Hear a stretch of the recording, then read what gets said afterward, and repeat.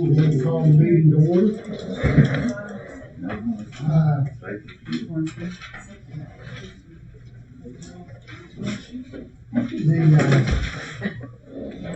I'm hoping that everybody received the.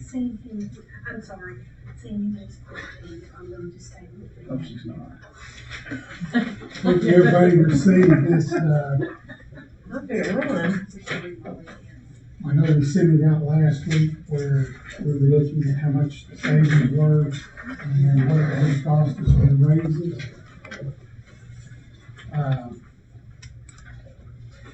In looking at the figures, I've asked for a few more things, and I'm just going to pass this around. The sheriff had low run numbers on how many people have been in juvenile jail since 2010 with the numbers and what it would cost us at 65 days per juvenile to send them out versus 100 per day to keep them here, which I'll look at that so I can see that. And then I went ahead because I've had several questions, one from our bonds. The question was, is this what it costs us to run total jail?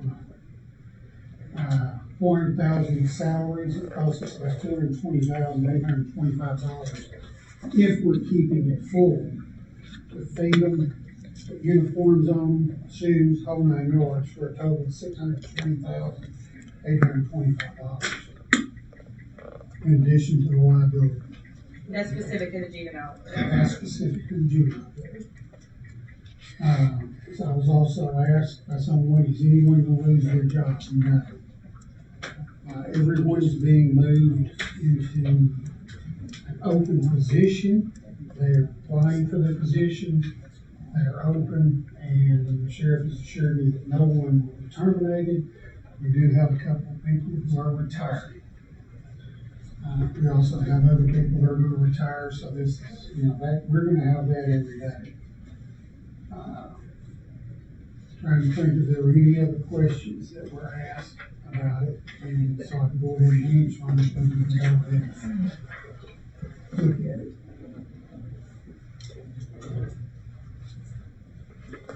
This, with what we have done here, what we're looking at, there will still be one open jailer slot, even if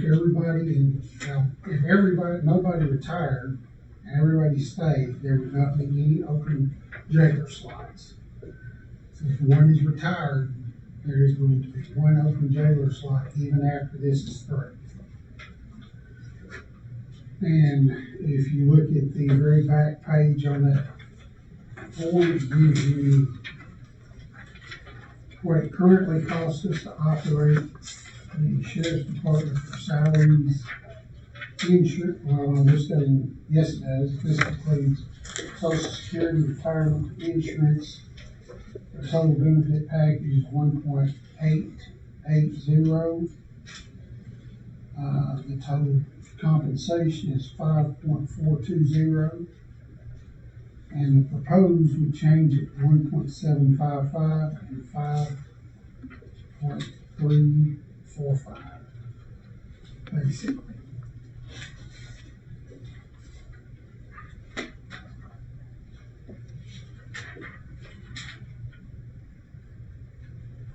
Any questions about it? Okay, who's going to take our juvenile people? Sheriff? We've already talked to Craighead County Sheriff, and he's agreed to help us where he can, as much as he can, and Craighead County also. And then if they're full, then Mr. Turner will have to locate another of the 9 facilities to take that person. Okay, and who will transport these people? Well, apparently we will, as much as possible. And how big a cost is that? Well, if you have to go there now, we got to transport it to Jonesboro or Craighead County now, so it's not going to change the cost. Okay, question. So, in last week's meeting, they said they've got 3 juveniles that are housed or charged as adults, Yes. correct? So we cannot house any juveniles that are just juveniles, is that correct? So currently, how many are we housing at other places? We've got one in the same category that I'm told is out on bond, so there's actually 4 of them charged as adults, is that not correct? Yeah, there's one out in bond right now. But I mean, I'm talking about at other facilities. We don't We don't have have any. one. So we're displacing no one at the moment. When's the last time we housed somebody at a different facility? About 3 or 4 months ago, I think Daryl, wasn't her female, went somewhere? Well, we can't do females anyway, so that doesn't count. They did have, did you have it divided so? Yeah, They they did did. have females? Yes, it was. But once you put an adult in there, you can't. Yeah. That's right. None housed anywhere else. Like, we can only, you see what I'm saying, we can only take juveniles that are, I mean, we don't, We so, don't want to house them right now anyway. so how, so we had a female a while, like 3 or 4 months Well, ago? There's a unit has three rooms on it, 3 cells, then the other unit has 7 cells. But they're separated by a holding cell in the middle. Now, bear in mind that that unit was never designed for a juvenile unit.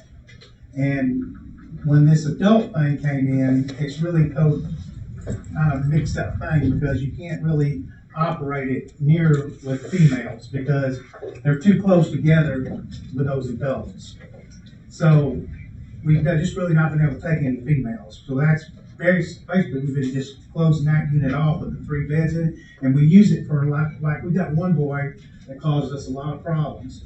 And that's where he ends up staying over there pretty much by himself because he wants to fight all the guards, fight everybody.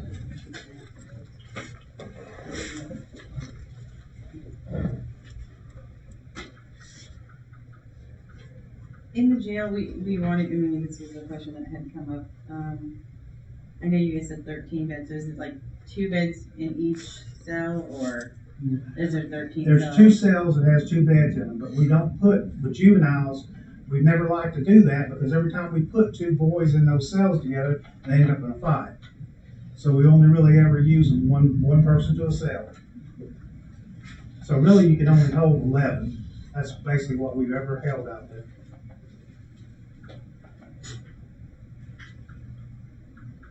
Molly, I think you may have missed it, that sheet that has all the juvenile days we were passing around, I only have that one copy. No, I'm sorry.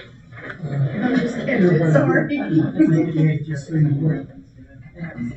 So, you know, I have to ask it just because I'm curious. So it looks like, I mean, the drop in the last 10 years in the juveniles is tremendous. I mean, you have any, is that just due to population loss? Or? Well, a lot of things changed when they stopped taking fins, which is family needs services, which is basically they didn't go to school, so they got put in jail for 90 days. Oh, So, but you don't do that anymore? no. They don't go to jail or? Not, the kid doesn't. I mean, I think they found alternative ways of dealing with it. Daryl probably can tell you what those are, but. It was a contempt we put in jail instead of offense. They violated that quarter in some form or fashion. Really, it was not in school, no bad parent, if there was supervision, picked up, another charge or possession of some apparatus. So there's other, not just on school. Our kids have never acted on jail school. But you don't do it anymore? We on contempt, but no, we tried their options. But we have new judges now that are starting to see. Judge Wilson told me that he would work his way back this way, where the judges who kind of looked at back put through the jail are starting to see that maybe we get their attention.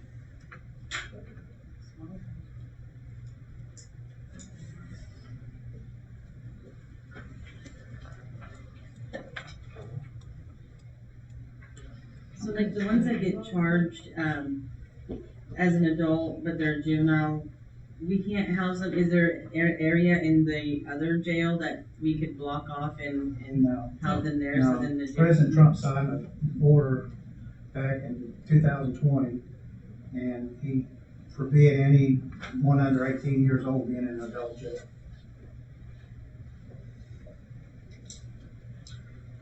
Now, Sheriff, correct me if I'm mistaken, but when he spoke with Crittenden County and with Craighead, they both told him that they have places within their juvenile jail so that they could separate the adult.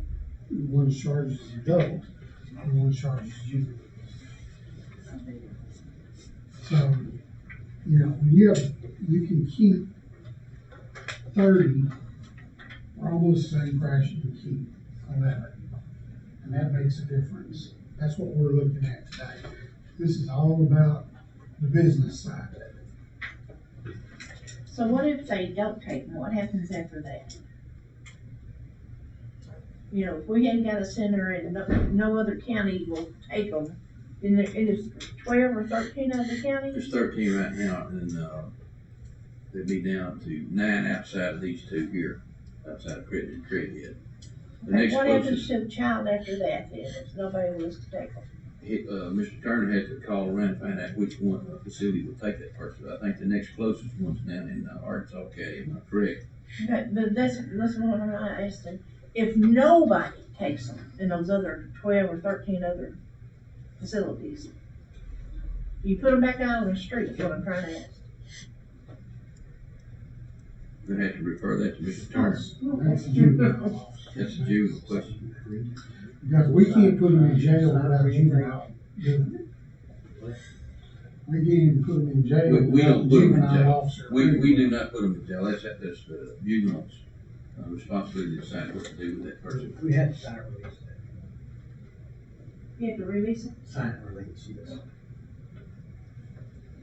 even the adult juvenile one that's maybe up for killing somebody?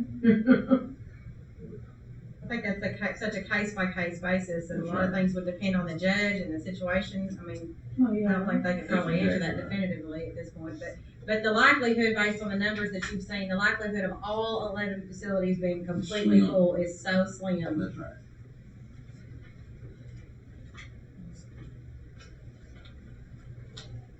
Okay. Any other questions?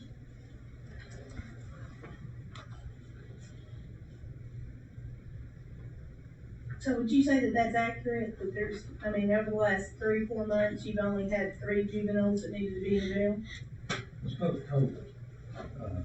Well, but your numbers are up from 19. I mean, what do you mean because of COVID?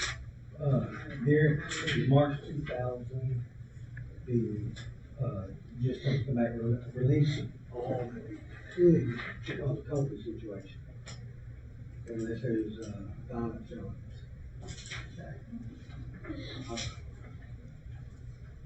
I guess what I'm saying is you can go back all the way to 2013 and the numbers have steadily declined every year. I mean, you're basically where you were in 2019 if you think that this is the end of September.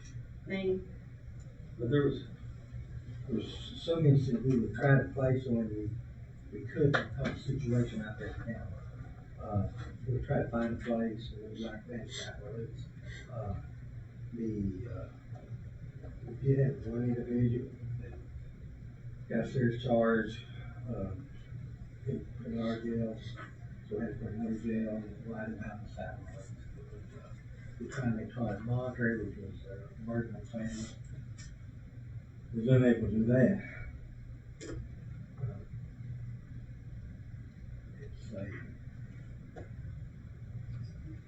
It's quite a problem.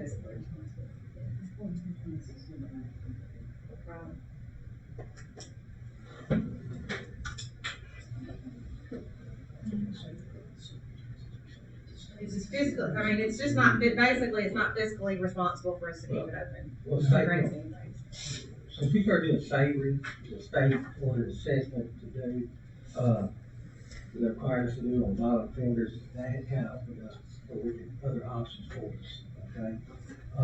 So with the savory, that was able to open up a drop that you're seeing, okay? I will tell you that here about 3 or 4 weeks ago, we had as many, I think 5 or 6 started as an adult there.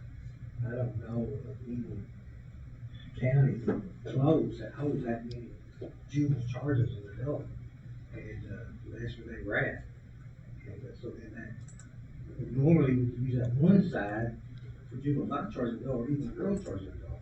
But they still opted not to put kids on there, so the rest of it. Who chose not to put? Well, Chip, he's a district supervisor, he can correct me if I'm wrong, but I understand the code is if they get a call, they can put them in detention and notify juvenile intake for 24 hours. But the normal procedure in our county is to call the juvenile department, get to bed. Call juvenile, we call the juvenile detention, get to bed, they would tell us there's not a bed. So then it kind of stops us at that point. So then we're trying to find beds at other places. I had not long ago that one kid instead of put on the female side, we had 3 over there and being one of them that shut down one side because one from the juvenile was over here on one side, 2 was on the other side. So therefore it shut down 2 sections. And that's kind of some of the issues that the departments are having, the police departments are having. And that's all got to do with those charged as adults, though. But now, back in 2019, we talked about the drop in 2019, right before the conference, I had got with Bone and talked to him about possibly getting with Cricket. I got with Dave Chadwick to possibly, Mr. Chadwick was for him housing juvenile charges as adults or juveniles, and we hope his females, or vice versa, because he's having the same issue that we were having. Bo wasn't too crazy about it because of liability, he said he'd give it to sheriff, and I asked him about it. I'm DC Barnes, I'm a district supervisor, and my office is in Marion, so I'm from West Memphis, and I supervise the 6 counties here in the 2nd KD for juvenile court. To your question about the statistics and numbers dropping, that's a statewide trend. It's not just here. There are less kids going to detention. That's by design. We'd love for every county in our district to have an operational detention center. It's a tool for our judges to use.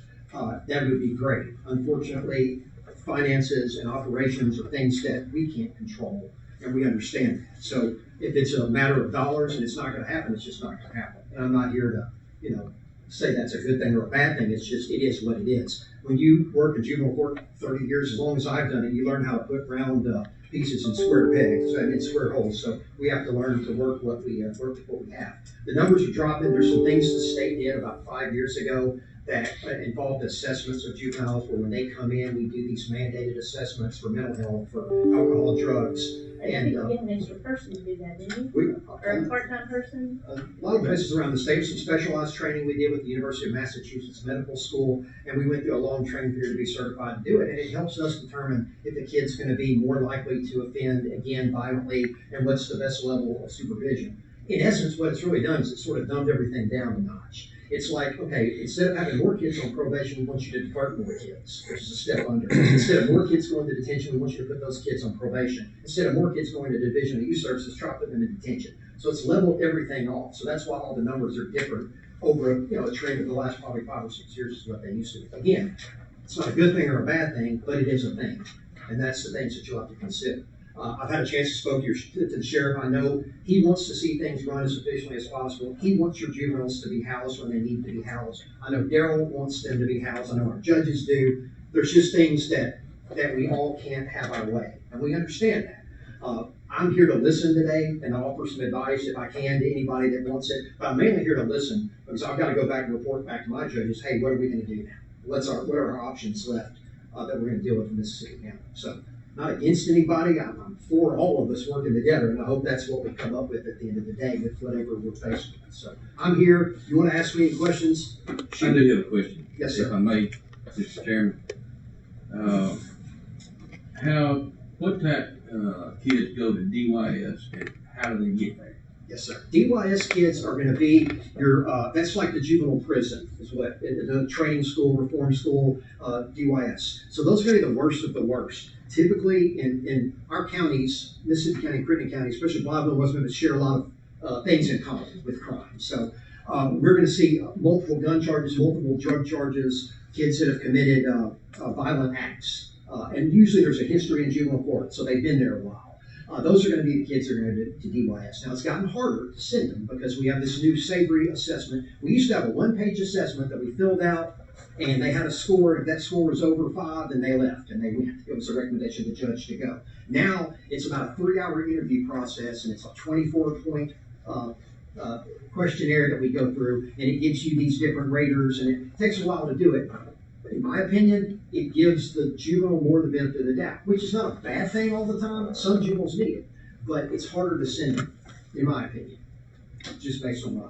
So that's typically who goes, the worst of the worst. Now, How many DYS do we have in the state of Arkansas? there's 7. Give me lying to you. The main facility is in Alexander. That's the main facility they go to in Saline County. And then I believe there's Mansfield, there's Colt, there's Harrisburg. What am I missing?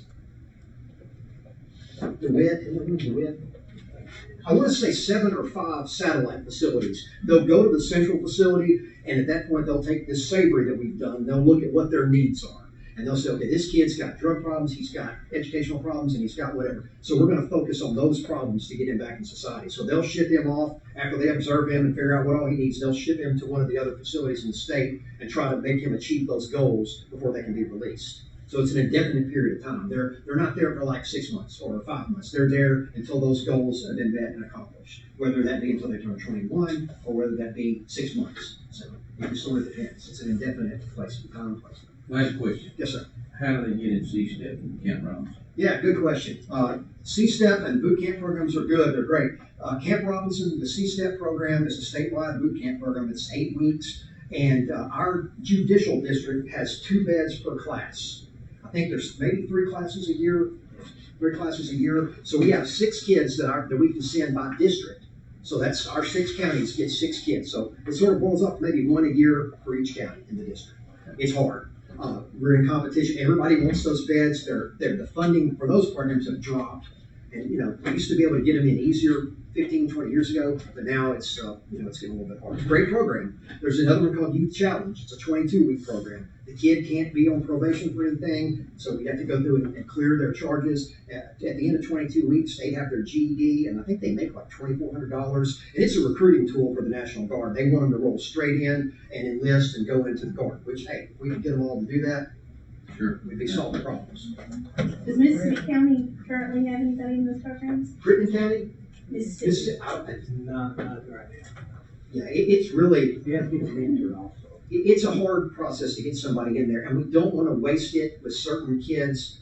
I don't want to say it's the wrong way, but if we know it's not going to help them, or we know they're just going to go up there and goof off and get kicked out, or act gangster or whatever, we got to find a kid that sort of wants it.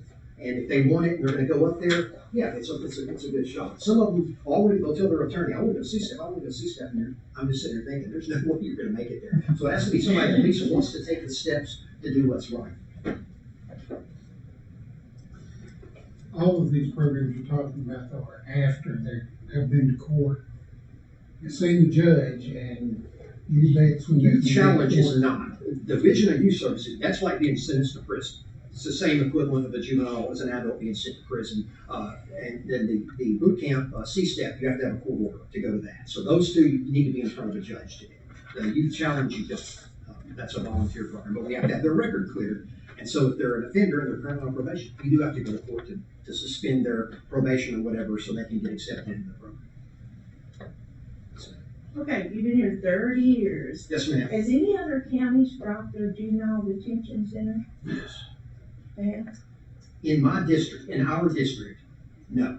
But of the 6 counties in our district, there are 3 detention centers. There's mine in Crittenden County, or Sheriff Allen's in Crittenden County. There's the Craig County, and there's yours. Green, Clay, and Poinsett have never had one to my knowledge, as long as I've been here. Now, I know West Helena dropped their detention center, Phillips County did, and I know at one time the county judge in Miller County in Texarkana called me, and we discussed trends of closing detention centers, and she just wanted to pick my brain on it, and we talked about it. Whether they did or not, I don't know if they're still open or not. How did those, It's still open. how was those counties affected when they dropped?